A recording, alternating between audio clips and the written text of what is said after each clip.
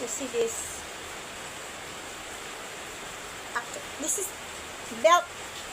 This is my auntie belt. Imagine. This is already antique when I was still in elementary. Like this. Ginapaha-paha ko to. But, she said, pwede din to gawang necklace. Sana kung totoong gold na lang, ano. Pero, but imagine ka, maliit pa ako, elementary, hanggang ngayon. Hindi man lang siya naglubad. Never fade. Test of time.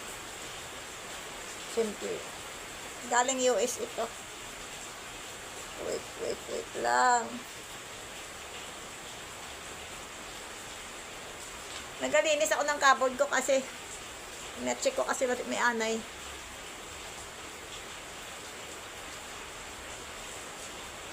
Ayan o. Ayan siya. Diba maganda siya?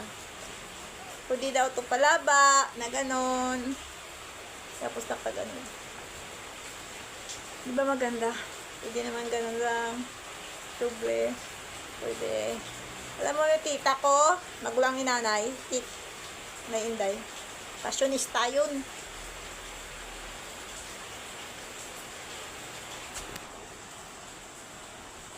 Okay sa baon. Pero ginagamit ko to as belt.